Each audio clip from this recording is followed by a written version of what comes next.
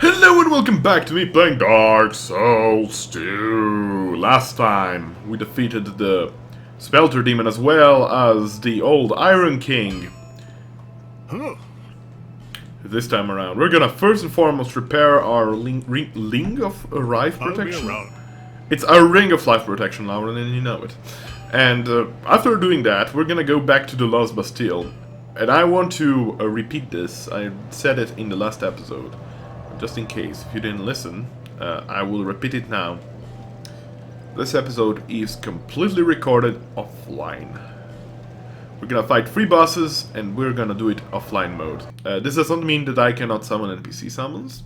I can do it, but there's only 2 that I can use anyway, so there's that. Alright, so this is gonna be exciting. I go from the Tower Apart bonfire because it is easier to reach the first boss, I reckon. What needs to be said, though? Well, there is a lot of things that need to be said lore-wise. We're gonna discuss about the Bastille. Then we're gonna meet an important NPC about the Bastille, who is gonna tell us a lot about the Bastille. We're gonna also meet some sort of gentle being that will also tell us about the Bastille, so there is that. But for the time being, that invisibility frame skip. Ha! No mommies can stop me. Alright. So yeah, Macduff's workshop's bonfire is down there, but I'd have to go through dogs instead of only 2 giant mummies, so there is that. That is my reasoning behind why I just do this. I've actually studied a bit about the dynamics of weapon breaking, and apparently, well, other than the fact that the durability doesn't decrease equally for every weapon, two-handing a weapon can actually decrease it more fast, strong attacks decrease it faster, but also hitting dead bodies decrease weapon durability, so there is also that is very important. This house, or rather this keep, is Trap City, as you can notice. Luckily enough, a strong two-handed attack will kill them in 1 hit, which is very, very convenient, because this ambush right over here is hell of a tough. If you go too deep inside, also these 2 gentlemen here, the Royal Swordsmen, will follow.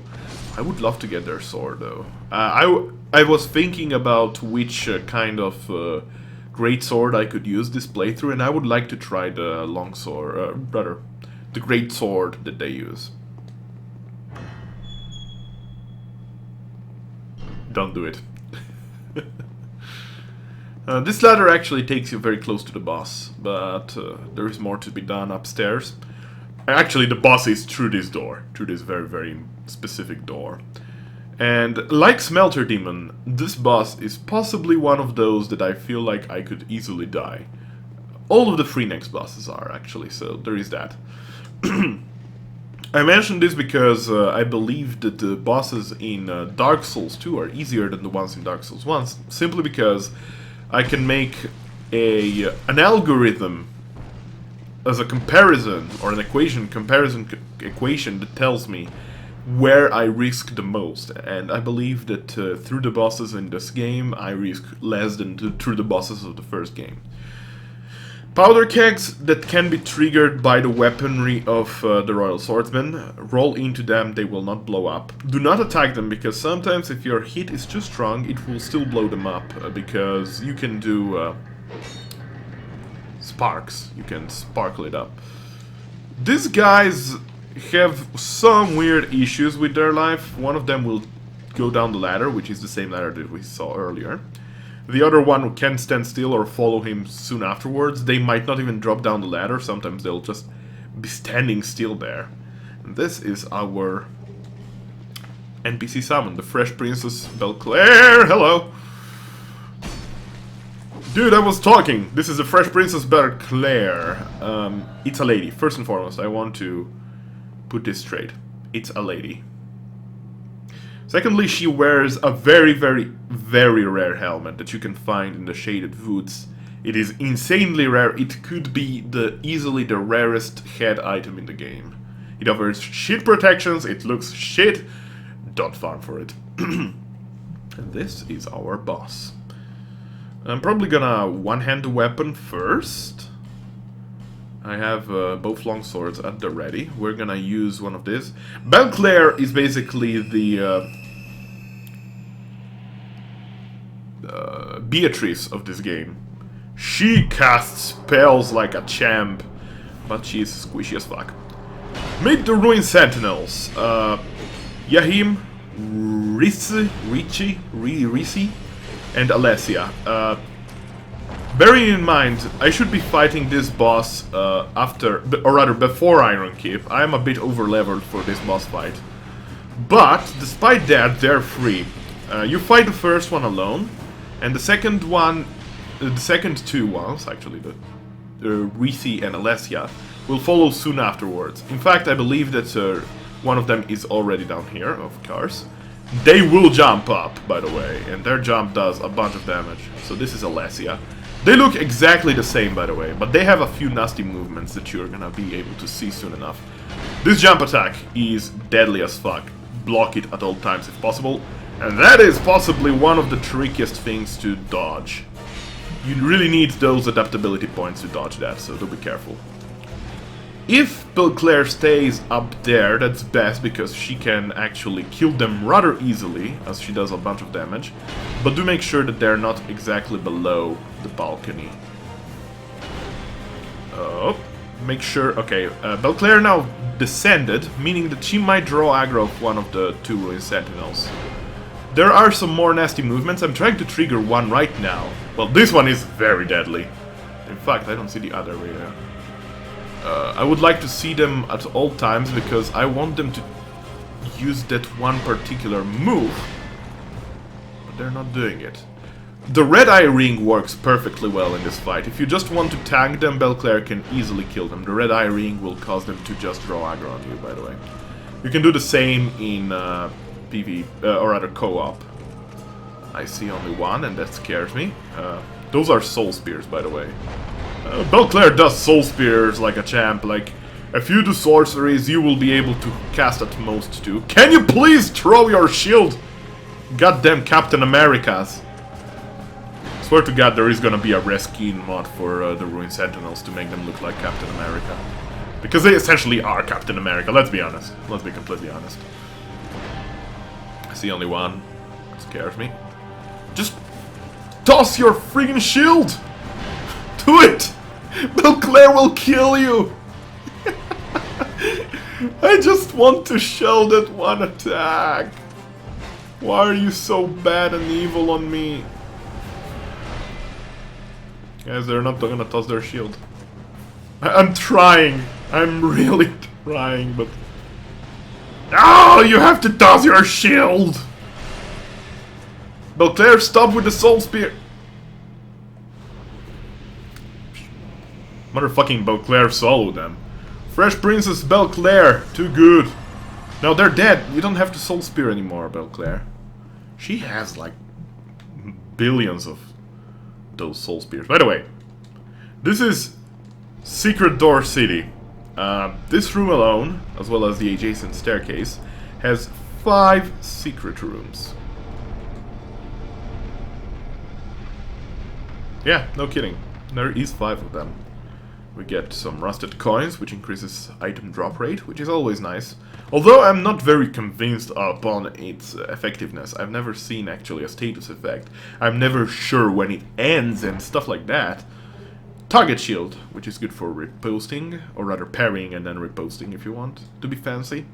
Here there is a ladder that takes you up, and I believe we get Hush, the spell, sorcery. Let's see.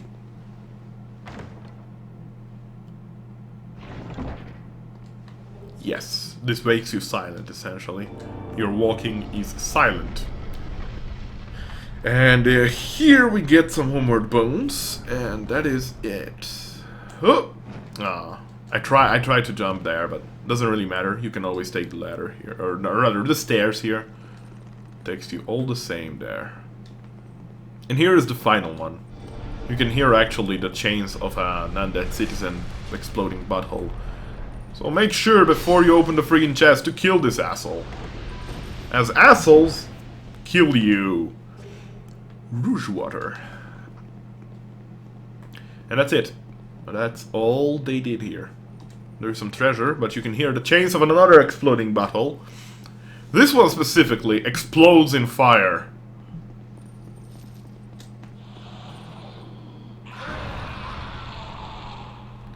And bonfire. Awesome. So that went actually quite well. I suppose I used the Nestus Flask someplace. I am not even sure if I used it on the boss fight. You can, however, go down here, and this is where we're actually gonna fight our second boss. Believe it or not, the bosses here go one after the other very rapidly. Be careful, there is a dog. There is a doggy. Kill the doggy. Take care of the dog, and you'll be fine. You get a large club, which is a fun favorite, both from the first game as well as this game. Priest Chime, which is basically the second best chime when it comes to miracles. And this fire's contraption is gonna open a path to a whole new area. Belfry Luna. I know for a fact that I said Belfry in the first game, but I checked ever since how to pronounce the word, and it's Belfry. It's Belfry. So, meet this guy. Keep hands off our bell! The great bell of Alken. The bell belongs to the princess, it do. Stay back and we slice you to bits. Near my chums, we shan't be miffed. Stay back all your pieces. Tiniest pieces. This guy's awesome. The voice actor did really nailed the voicing of this dwarf lad here. So this is the Bell of Alken, meaning that the Bastille is Alken, and spoiler, Iron Keep is Ven. A long time ago, the princess, she made me, yes, just like so. To guard this bell for the prince's honour. Stay away, foul undead, or you'll be a goner. Stay back! It belongs to the princess, it do!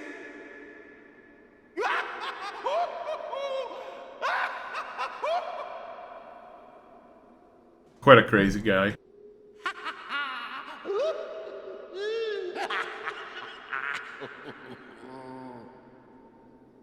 You wish to guard the bell, you do. I'm afraid not yet. For the prince and the princess forever, for true. For the prince and the princess, forever for true. No, we're not actually gonna join the Bellkeeper Covenant quite yet. Useless fool, filthy undead! Be gone right now, or it's off with your head! I love this guy. I absolutely adore him. So this allows you to enter the Bellkeeper Covenant. This is a high PvP area, by the way.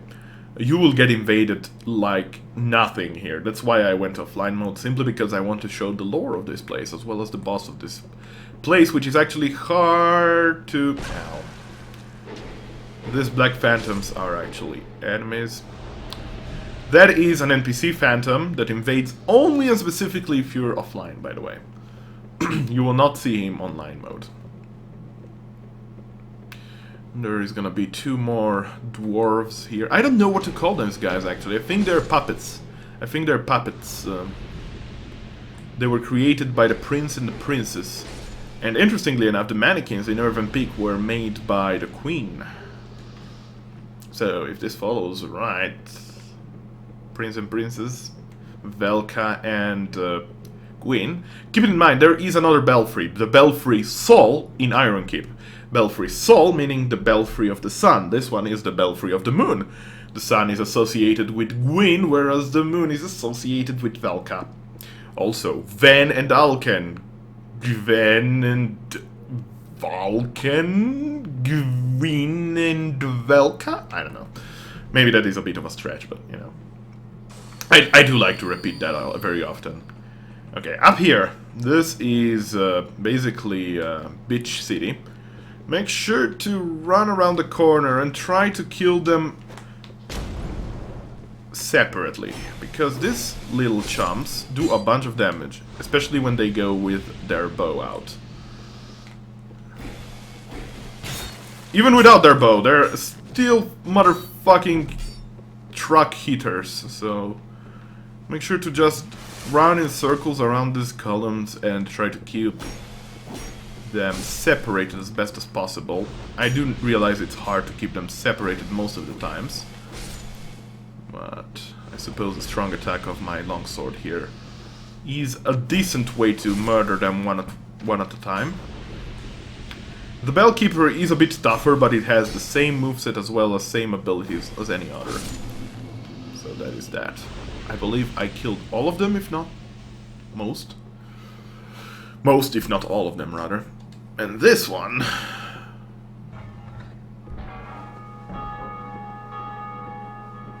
This is not a scene, by the way. The Bellkeepers themselves will ring the bell in honor of the prince and the princess a lot. But this opens actually the pathway to the next boss. And this next boss I'll probably die to. I won't lie to you. I probably will die to the next boss. Simply because I haven't fought him a lot. And, well, I'll try something new. First and foremost, what I'm gonna try is a poise build. I'm gonna equip the Ring of Giants and a heavier armor. Simply because I have the feeling this boss might be much easier if you have a lot of poise resistance. So I'm trying right now with the Dranglake armor, and there we go. And possibly a helm that isn't too heavy. Let's see which one drops me down. This is actually the limit, but Pate's helm is actually better in that case, as well as regards. Yeah, I'm gonna go with Pate's helm. I look silly as fuck, but I wanna try this out. I have the feeling that dual wielding with lots of poise resistance might be the way to go for this boss. And oh yes, you do know this boss, guys. You absolutely know this boss.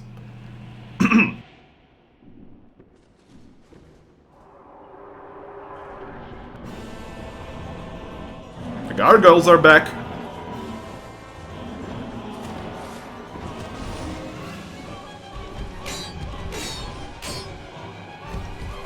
This time around, though, they ain't messing up. That's what I'm gonna say to you. Take it easy. There is actually 5 of them. It's not 2 anymore. But they get triggered differently than they did in the first game.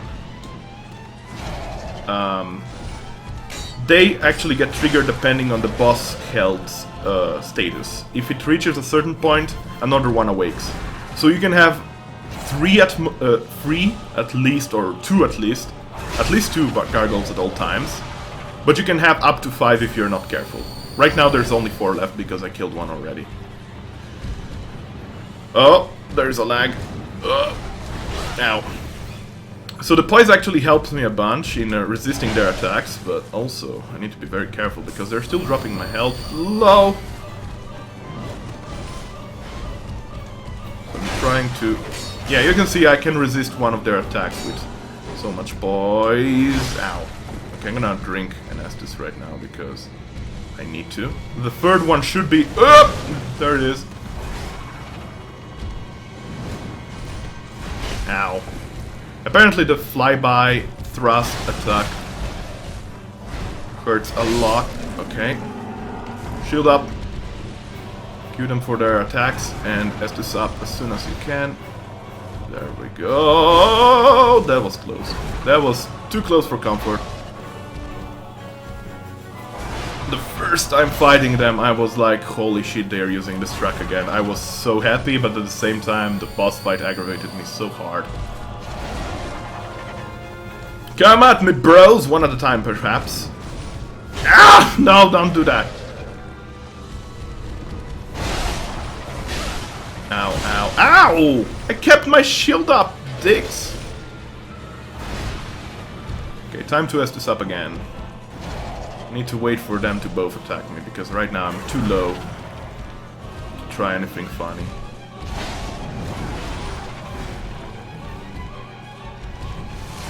Oof, that was close. Maybe a bit too close for comfort. So right now I'm turtling a bit because this boss is still rather scary. I will not say no to a hit, even if it's a one-handed attack. So my poise streak does not work ideally. I think it's still best if you actually do it with full capacities in rolling. So yeah. Oh, that was bad. I hit both of them at once. Even though the next one that awakes, I believe, is the last one. So if I can kill one of them, I'll just have to deal with two constantly. There is the third one. Alright. Having a ranged attack isn't the worst idea ever, by the way. And taking them below 50% will make them use spells. They can also use lightning spells. I've seen a very, very, very rare lightning spell being used by these guys. And also, sometimes when they fly, they might land on a gargoyle that is not actually a true gargoyle. And they will instantly kill themselves. It happened only once to me, but it happened. It was on the PC version, it was in the current patch. So right now I'm just trying to reach the guy that shoots fire and try to attack him a couple of times. That's ideal, actually. That was ideal. Now don't fly! Asshole. Alright, that's better. Okay, the other one is hurt a bit.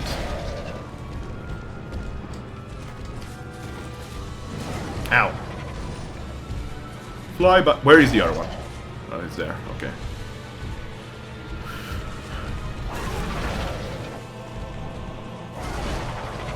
Magic makes this boss ridiculously easy, by the way. If you can cast sorceries, this boss is easy. Just turtle behind a shield, cast sorceries. A crossbow would probably make it easier too, because you can one-hand a crossbow. I don't see it being very useful with a bow. You cannot summon phantoms. I believe you can summon shades for this boss, but I don't see them being very useful at all. I think this is a boss that you should fight alone. If at all possible for the shades to even enter boss fog walls, I'm not even sure. By the way, they're much more clever than the gargoyles in the first game, because if you get too close to them, they will stop their flame attack. They're not stupid. Where they spammed actually. Alright, there we go. I'm gonna chuck this down. Oh.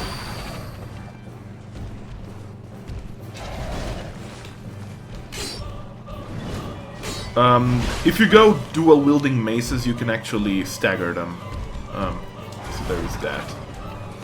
Ah, too late. Or rather, too early there.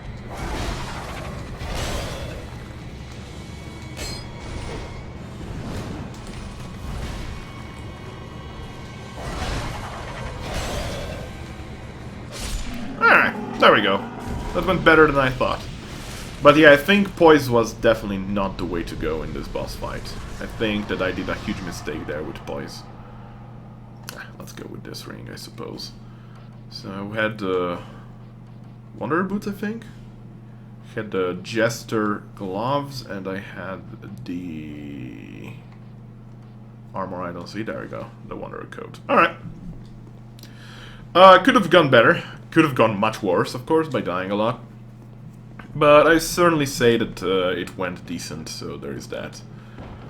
The boss fight will not, I believe, rather, killing the boss, I believe, will not make the zone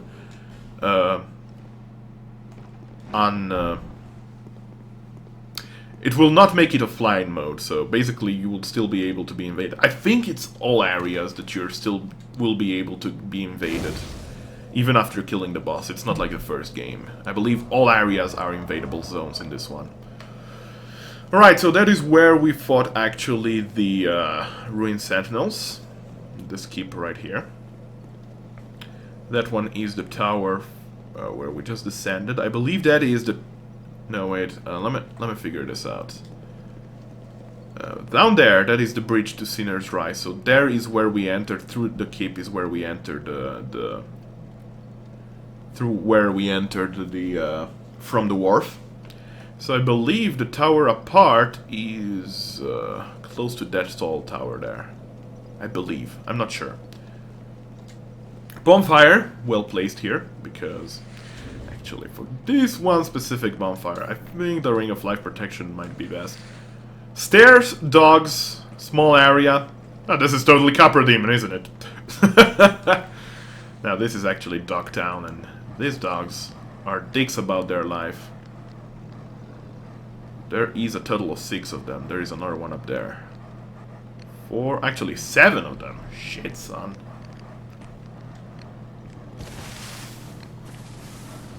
Kill them as fast as humanly possible. You get invaded by the Dark Spirit Vogel the Sinner, which is a spearman. This guy is rather easy. The dogs are actually the tricky part of the whole deal. Essentially, it's Capra Demon Light. The light version of Capra Demon. There we go. Done. So yeah, if you have a swing weapon, that is optimal. With rapiers, I suppose it's another one? Were there actually 8 of them? So yeah, basically rapiers might be, or thrusting attacks weapon might be a bad idea for this particular zone. Enchanted Falcon. This will actually be useful for spellcasters which want to have their weapons scale physically through intelligence. And more importantly, we got a certain key that is absolutely very useful. The Bastille key. Open cells of the Lost Bastille. Alright, let's return now to the servants' quarters bonfire.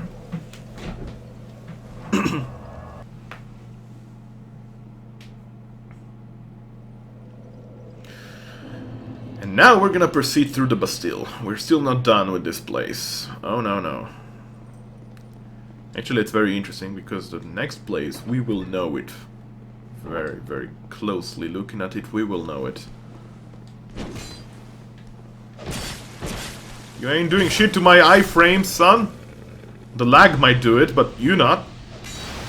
There is some loot here. And that is exactly where we were before. That is actually the exact same spot. Alright, so going up here. And down this way, there's gonna be another mummy. These mummies are actually able to cast pyromancies. They do the same movement as when they grab you, but they cast pyromancies. Also, I think I forgot an item in the boss fight with the gargoyles. Soul of a Proud Knight, I believe it was. Flame butterfly. Don't mind if I do. We're gonna need one soon. And yes, this is actually the area that we were to a long time ago with the Forgotten Key or whatever it's called. We get some large soul of a nameless soldier, and you can already hear it. The tingling noise of the buttholes that explode. There is one right over here. Kill him and you'll be fine. And there is a door here with insane amount of treasure. Dun dun dun! No, it's not. It's a walled-off door. I got scared so bad the first time through. But I believe this is like to say, look, there is something behind here. You have to check it out. What could possibly be this, if not a trap, guys? What could possibly be this, if not a trap? It is a trap. It's not really a trap, more like an ambush that you don't expect, but if you come here fast enough, you can actually kill these guys without them causing any issues.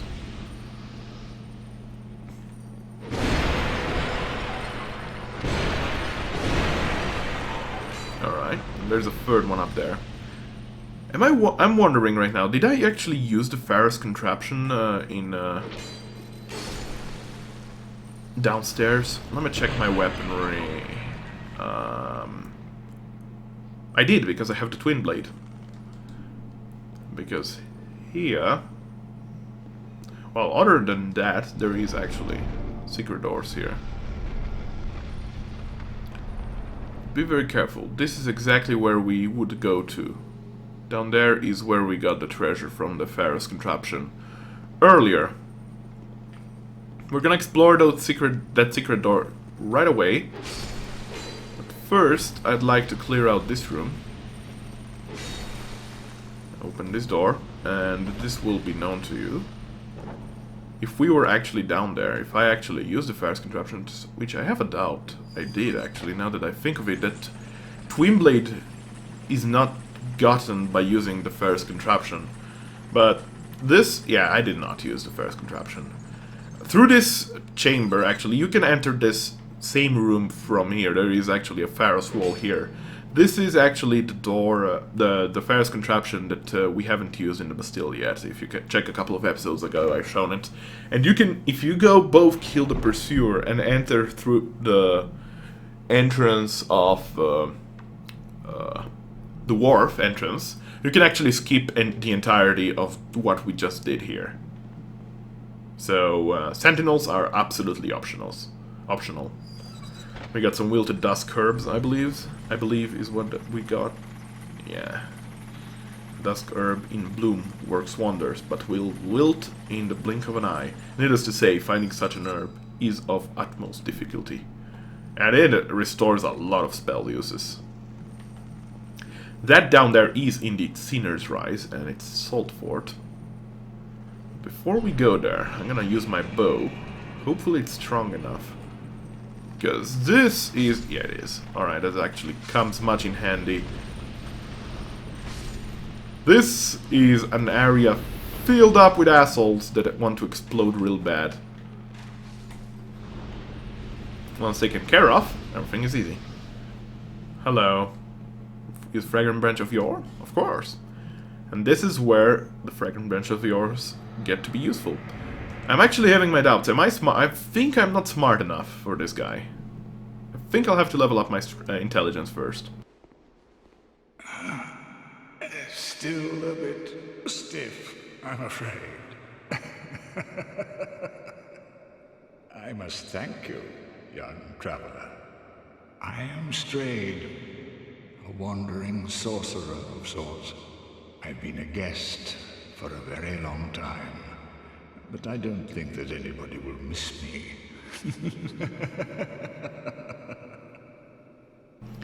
Strayed of Ulafis is a fucking badass. Very good indeed. Cursed one, weak you may be, but I, Strayed, will teach you my spells. Actually, I am apparently smart enough for Strayed. I'm not sure what the intelligence and faith requirements are for him. You get the Mock Gesture, might as well. He sells the Ring of Knowledge, which increases intelligence, as well as the Lingering Dragoncrest Ring. A ring used long ago in a land that existed where Drangleic does now. And we know that these rings, actually, were used by the Magic Academy of Vinheim. Presumably the ring was used by a high sorcerer, but no proof of such remains. But there is a but here. This would mean that Drangleic is Vinheim from the first game. But that's not necessarily true, because this ring was present also in the first game in Lauron. And it could have been used by Logan, who was in Lauron in his last days. He sells Rouge Waters, which restores hit points and spell uses, as well as some rather nasty spells, actually. He sells about everything, and let me tell you, Flame Swathe is fun. It was severely nerfed, like it could do easily 2000 damage before the nerf. On the console version, if you had the Dark Pyromancy Glove and were fully hollowed, you could do easily 2000 damage with this spell. And it's an area of effect damage, so keep that in mind. And you could literally obliterate some bosses with it, but now I've seen maximum do 900 damage, which is still a lot! It's still a lot, but not nearly as much. Dark Orb, Dark Hail, Dark Fog, Affinity, which is basically the Pursuers from the first game. He also trades. He trades boss souls. Oh, Jesus Christ, there is a lot of lore behind this. Mytha's Bent Blade.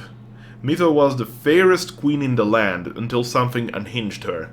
Was it poison found deep within the earth, or the passion that consumed her heart? Fairest queen in the land.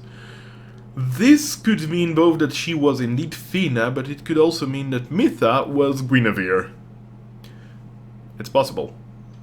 Or it's possible also that it's neither. Simply put. Smelter Demon Sword. An ultra great sword forged from the soul of the Smelter Demon. Its blade bears the strength of terrible flames, a latent power unleashed by a strong attack. The earth spouted fire, and a beast arose from the flames. The short-sighted king was incinerated by the creature in one swing, and his castle devoured in a sea of flames. Smelter destroyed the Iron Keep. It was actually Smelter Demon. Pursuer Ultra Greatsword. Ultra Greatsword of the Pursuer, known as the mightiest of straight swords. It demands great strength and dexterity of its wielder. The Pursuer hunts down those branded by the curse, as if each undead soul that he claims will atone one of his sins. So he sinned a lot. Warped Sword. By the way, the Mad Warrior of Alken and the Pursuer are not one and the same. You actually can fight the Mad Warrior in the Belfry Soul. It's a rare red phantom. The Mad Warrior is a rare red phantom that appears in Belfry Soul. And he has a very rare set, the Mad Warrior set, as well as the very rare katana, the Berserker Blade, I believe is called. And it's very strong! It's really, all of his set is very, very powerful. So the Ring of Blades is not actually the Pursuer's. It's important to note. Warped Sword. A curved sword forged from the soul of the Flexile Sentry, once straight, but later twisted to reflect its warped owner. Long ago the dungeons overflowed with the accursed, and the king commanded a contorted sentry to deliver those who had no cells to a faraway land, and to make certain they were never heard from again. This faraway land, of course, being the Lost Bastille. So the king was scared of hollows. He was really scared of hollows. Arced sword, I suppose it's arced. A curved greatsword forged from the soul of the Flexile Sentry. There is something unsettling and as the same time beautiful about its long curved blade. Long ago the dungeons overflowed with a curse and blah blah blah. Giant stone axe. Forged from the last giant's soul. This weapon resembles a primitive stone tool, but it's quite powerful owing to its immense size. The giants were eventually defeated by an unnamed hero, but alas, victory came all too late, as the kingdom has already fallen by then. Barbed Clap. For the Flexile Sentry, the spikes covering its length are as vile as the sentry itself. Gargle Bident. A two-pronged spear that imitates a weapon mentioned in an ancient text. Gargoyles are set to guard castles and forts from ill fortune, and they have appeared in many forms in all great lands throughout history. Some of them are so meticulously crafted that they look as if they might come to life. Dragon Rider Halberd. This is actually very interesting. Halberd of Dragon Riders, King Vendring's Royal Guard. A highly versatile weapon that can slash, sweep, and thrust when wielded nimbly, and it is also imbued with magic, demands great skill of its wearer, and thus served to test the worthiness of those who aspire to join the Dragon Riders. Roaring Halberd. Halberd forged from the soul of the Skeleton Lord. Imbued with the power of dark. The unsettling skull carved into this halberd recalls the final moments of the Skeleton Lord from whom it was created. This is actually a very strong weapon. Its dark damage is really high, by the way, and it's really good, actually, I believe. I believe it's actually a decent weapon in general. Bone Scythe. Scythe forged from the soul of the Covetous Demon. The curved spine of the Covetous Demon is as hard as rock, and rather than slicing through the flesh, this weapon seemed to grind it apart. That thing that ended up as a monstrous fiend, what was it to begin with, and why did it never leave the Queen? Perhaps it was entranced by some perversion of love. And which queen had a knight that was actually entranced by some perversion of love? Lautrec, Knight of Fina. Dragon Rider Twin Blades. Twin Blade of the Dragon Riders, King Vendrick's Royal Guard. Twin Blades are wielded with an unusual technique. This one strikes hard, but is very heavy. Demands great skills with fire and thus to serve test to awareness of the who aspired to join the Dragon Riders. Dragon Rider bow wielded by the Dragon Riders King of Vendrick's Royal Guard. Merely drawing this bow requires inhuman strength, but each shot has deadly potential. It actually doesn't have such huge stat requirements, but it actually does a fair amount of magic damage. Great Shield of the Pursuer for those who can handle its weight of the weight of its shield, It offers resistance to curses. The Pursuer hunts down those branded by the curses. Yeah, blah blah blah. And Dragon Rider Great Shield, the rank of Dragon Rider, who's reserved for honorable warriors who helped found Drangleic.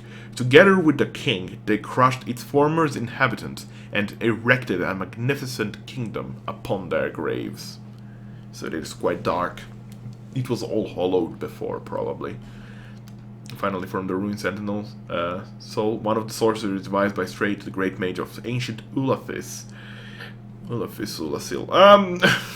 Fires thick, powerful soul arrows that seek their targets to ends of the earth. And this one will follow you a lot. Also needs a bunch of intelligence. It doesn't do a lot of damage. So, how long was I sat petrified? A bunch of time. Long enough for the old kingdom to have crumbled, I see. Why didn't anyone wake me sooner? God knows, great, God knows. Drangleic. I've never heard the name. Is that what they call this place now? Very good. Very good indeed. The cursed ones were imprisoned within this land. Of course, you came of your own free will. The people feared the cursed ones like a plague. Some people would rather keep dreadful things out of sight, out of mind. In the end, they swept them up and corralled them here. So very typical of meek minds, don't you think?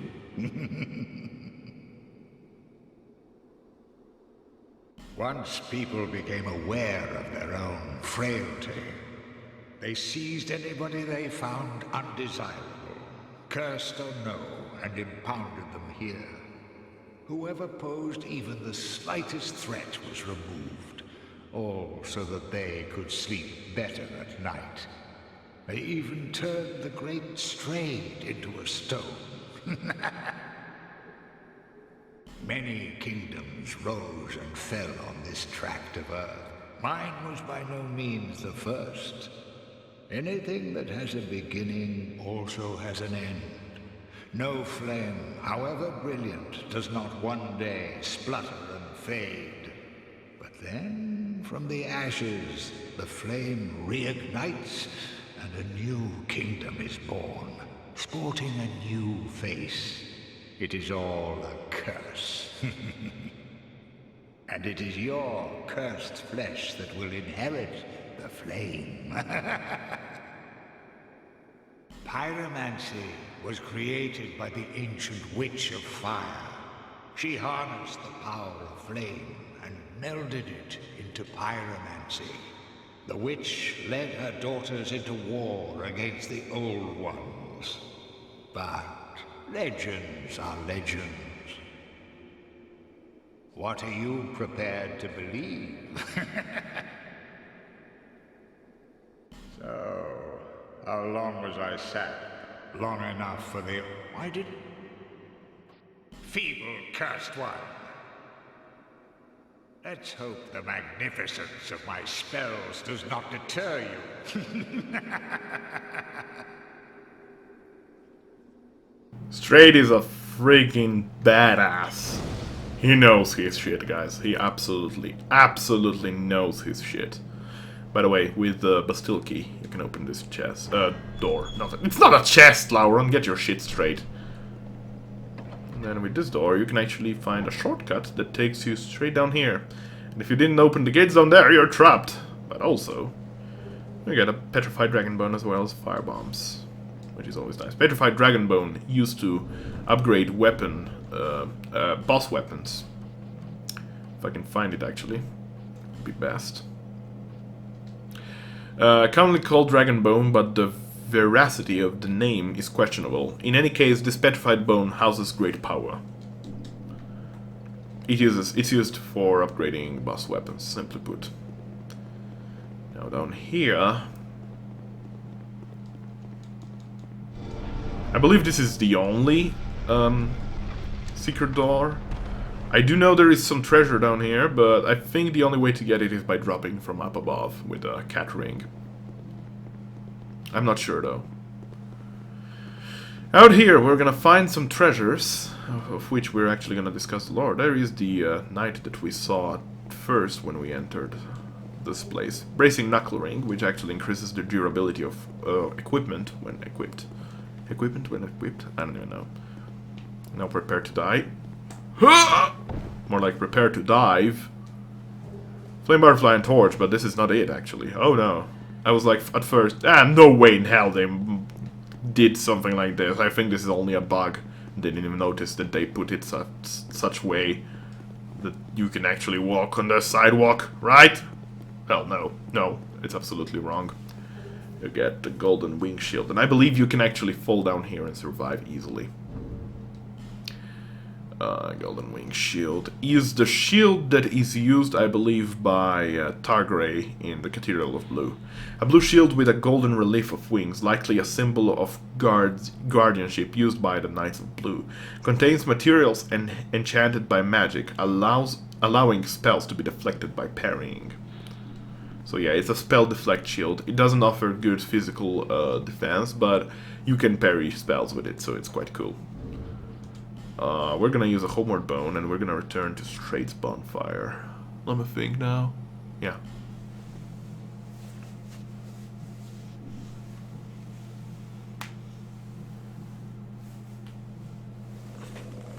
Oh yeah, those guys return to life. This is one of the holy triad of cursed bonfires. I absolutely hate this bonfire, so make sure to have some arrows. They're not very healthy, but they can prove quite a tough cookie to deal with. I did not rest at the bonfire, so my weapon is still a bit broken, but enemies respawn, because logic. And here. I suppose that is simply because they want you to have a challenge, if you want to do the no bonfire challenge run. Life Gem. Awesome. And through here, there is 3 crossbowmen that will want to murder you horribly, so do dodge it. Notice also that the bridge has a lot of powder kegs, so they can blow up. Especially if you're chased by that guy that I killed first. Sinner's Rise. The rise of the sinner, simply put. Up here is gonna be another bonfire, and this one is the second of the holy triad of cursed bonfires. Simply because when you rested it, you spawned some enemies. It's worth mentioning, if you didn't kill the gargoyles yet, the first time you arrive here, one of them is gonna fly by us to say to you, dude, you missed a whole area, you motherfucker. Get back. It's a really well done thing, actually. At first I thought it was a drake, but then looking closely you can see that it's actually a gargoyle from the Belfry. So it's actually a nice little trick that From used there. We're gonna rest at this bonfire, because we will proceed on. By the way, Salt Fort! They know their name, because this place is motherfucking horrible. Shit, son. Cannot even emphasize how horrible it is. Don't even bother with those 3 guys up there. There is no reason to. You can... Why did the screen shake there? Was it just me, or was it the game? Also, the textures of this wall. Don't even look at them. They're horrible. You like this if you like Doom 1. 3 crossbowmen, which will actually pull out their royal greatswords if you approach them close by. Take care of them. I'll chuck down an Estus for celebration. And down, down we go. See you later, elevator. Down, down we go. To take some lacerating knives that we'll never gonna use. You know I play this game too much when I exactly know which kind of drop is where. This one is Lucatiel. And we'll keep her alive for the boss fight. Absolutely we will. But first we're gonna clear this hellhole.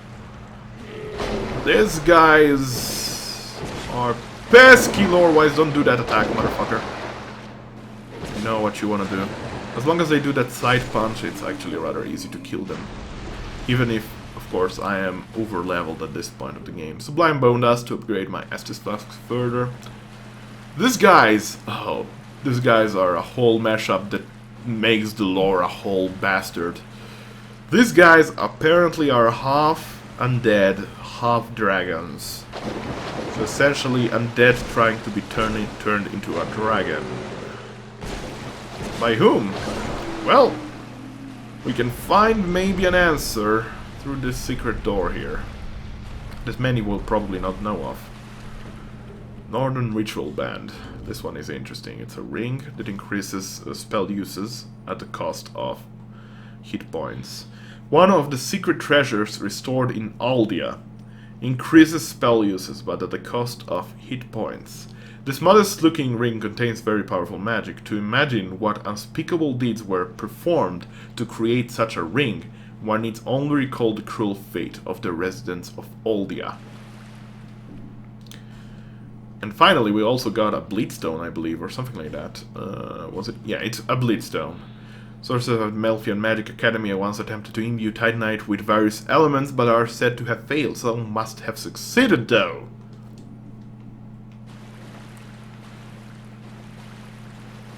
So we hear of the name of Aldia for the first time over here. And these are very likely the residents of Aldia. They are very likely the residents of that place. And, oh yes, we heard of that place before.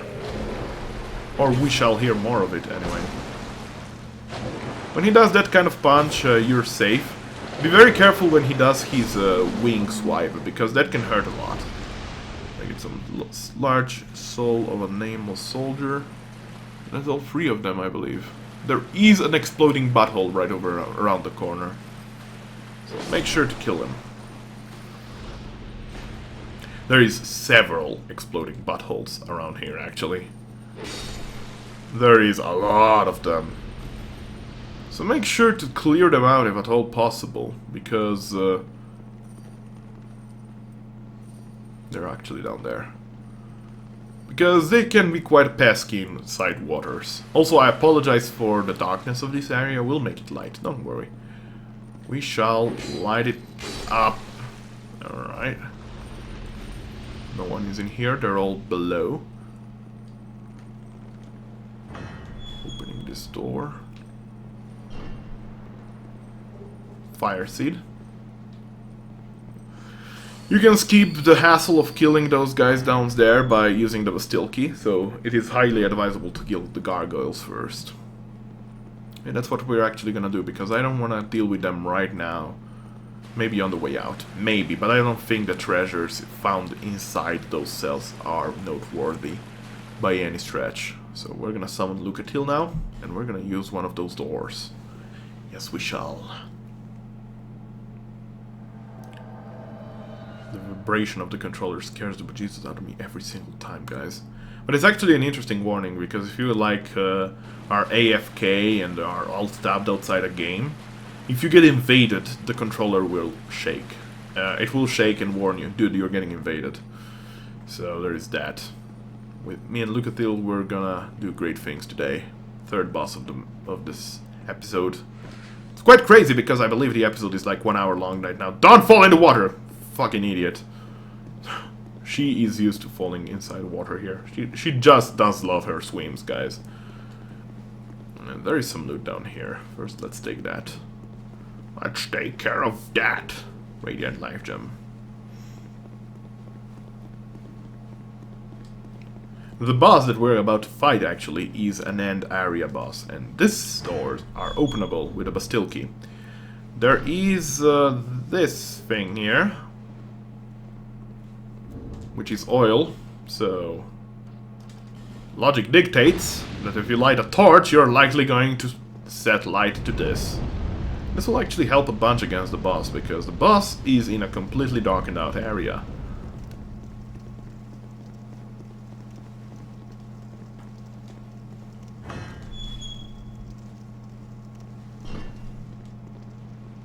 Same here.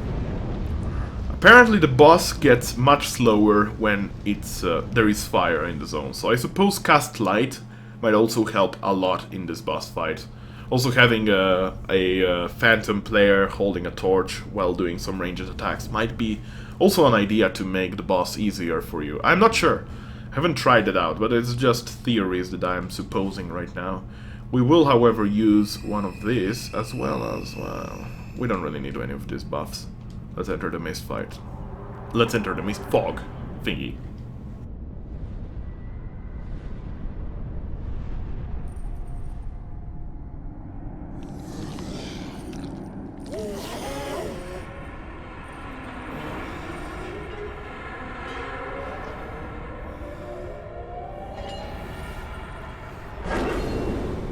That maggot. If you haven't seen it well, go back and check again. So this area would be completely darkened out if it wasn't for the fact that I've lit the torches. And as I said, this in all likelihood makes the boss fight incredibly easy. Despite the fact that also the boss was actually nerfed severely. It easily two-shot you before. Also, together with Lucatill's bonuses, I suppose, could be said. This boss is easily amongst the easier ones of the early end game bosses. Early game ending, I don't even know how to... How would I define this? This is basically the old Iron King of the Lost Bastille. After this boss there is nothing going to happen. And Lucatill is getting her shit rocked. I need to start tanking this because I fear that Lucatill might die. It's worth mentioning, at 50% health, the Lost Sinner... Ow. Ow. Ow! Okay, Lucatill, tank it please. Let me heal up. Fresh go, freshness, estus, freshness. Don't lag, game! That's the second time you're lagging for a boss fight. I'm saying it's not hard, but... the red eye ring also works wonder on this fight. It's just gonna focus down you, so Lucatill can easily solo in that case. But yeah, below 50% health, the stance of this boss will change slightly, making it much more aggressive. That's it. Great Soul Embraced. Soul of the Lost Sinner. Get a lot of souls again. Holy shit. And sure indeed, it's right over here. I haven't even read the Ruined Sentinel Soul and the Belfry Gargoyles Soul. Ruined Sentinel Soul. The Ruined Sentinel has no corporeal form. It's only an empty soul that haunts the armor. Use the special soul of the Ruined Sentinel to acquire numerous souls or to create something of great worth. Belfry Gargoyle Soul. The elaborate stone statue on the belfry mysteriously came to life. Soul of the Lost Sinner, prisoner of Sinner's Rise. The Lost Sinner eternally punishes herself for the sins of her past. It's a lady. And if that insect is any indication, it could as well be that the Lost Sinner is actually the Witch of Izalith.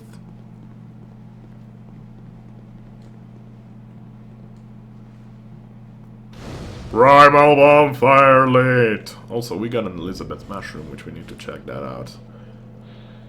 Because this is an item present in the first game, and it keeps its name. Specially treated dried mushroom creates a euphoric sensation when ingested and restores a large amount of hit points over time.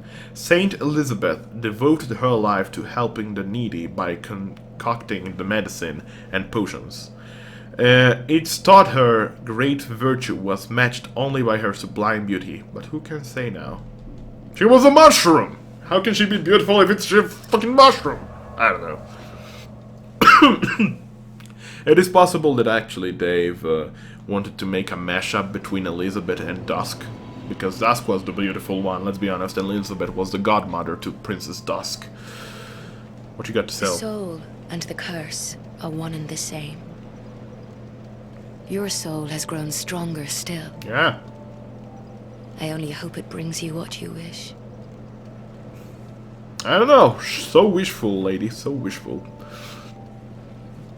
Alright, we're gonna level up a bit of our strength, a bit of our dexterity, a bit of our adaptability, and a bit of our vitality. We're gonna keep 30,000 souls because I want to spend some at Molin right now. So right now, actually... Right now, actually, I'm already a high level, 86. Attunement is low, intelligence and fate is low. We're gonna level up our attunement soon. Vigor is not needed at this point and stage of the game. I think I can complete the game with about 16 vigor quite easily. Strength and dexterity will be leveled up to 40 for sure. Endurance and vitality maybe. Or rather, endurance to 40, vitality maybe to 30, adaptability as much as I can possibly hope for. Mullen? I need to talk to you. Oh, I was hoping that you would come. I've stocked some new things, and I thought that you might be interested. They've been selling rather well, and I may step up operations soon. I'm surprising even myself, to be honest. You are very surprised. Smelter Demon Helm. Helm of the Smelter Demon, a great mass of iron that was given life, high fire defense. The old Iron King was possessed of a great bounty of ore, but was incinerated by a creature that rose from the infernal depths of the earth. Penal Mask. The spikes pointing inward suggest that this was not only to bind prisoners, but to torture them as well. Raises equipment load. We're gonna buy that, and we're gonna buy this one. A device used to restrict use of the hands. By now, no one knows who this was used to punish, or for what reason. Raises power of pyromancies. Another indication that that lady might have been, indeed, the Witch of Izalith, or one containing the Witch of Izalith inside her body, of course. Also, he now sells the Elite Knight armor. I've spent how much this is? 13,800. I need to spend at least another 3,000. So I'm gonna buy the Elite Knight leggings, and that should be all that I need for the next set of things that he will sell. Thanks very much. Do come again. I wonder if I can actually equip those without going up to 40%. I totally can. Should I? It doesn't look too dumb. Also, maybe I should change my armor instead. Falconer. I don't know. We'll figure it out. For now, there is no such a thing as a fanciful armor quite yet, but we'll be getting some fancy armor soon enough. I also had to equip this ring. I could have used a better ring for the lady, angry lady of the Bastille. What else is there to be done? Nothing much as far as I'm concerned.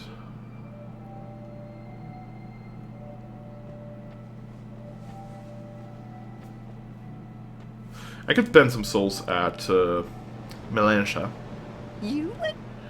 to possibly finally get, let's buy about 20 of these. The covetous silver serpent ring +1. Take these, if you want them. Covetous silver serpent ring +1. And if you now leave that we've got this gift... Lowly times these are. I swear to God, this is a bug. It's a bug, guys. It's a friggin' bug. Alright, so we can actually now equip this ring instead. It's a bit heavier, but will grant us, I believe, 5% more souls. So that's actually really nice. Now, we're gonna go talk to Kitty Cat. Maybe now she's gonna tell us something new. Which I might doubt, but... Oh, you do have the time. Have you made friends with the man? He's the... Did you see that oddly long? This place... this place is... Nope. Nothing's... Well, that's just... Actually, I have 7,500 souls. I will need a ring from her. Oh, you do have the time. Could be also possible that she talks more depending on what you buy, and we will need this ring very soon. Satisfied? I'll be around if you ever come back. Alright, we're gonna rest at the bonfire. I think we're actually... Woo, I think I'm recording this for at least 1 hour and 10 minutes now, so it's been a long episode. But we did great things. I'm gonna rest at the bonfire, and I'm gonna burn my Sublime Bone Dust to make my Estus Flask to +3 levels, which is nice. Remind me that there are a couple of optional bosses that I still need to fight, namely the Undead Purgatory boss, and I think... I've had a dream about it actually tonight, and you know, you played too much Dark Souls 2 when you have dreams about it. I think Alluring Skulls might come very much in handy for that boss fight, but this time around we're gonna go in here, which is actually the third branching path from Majula, the other two being Hade, Tower of Flame, as well as Forest of Fallen Giants, that both lead to the same destination. Actually, this is the fourth one, considering there is also the Huntsman Copse, and fifth one with the hole in Majula. There is this guy wielding this sword, which we're gonna talk to. Thanks everybody for watching, and until next time, be well. Praise the sun! Bye!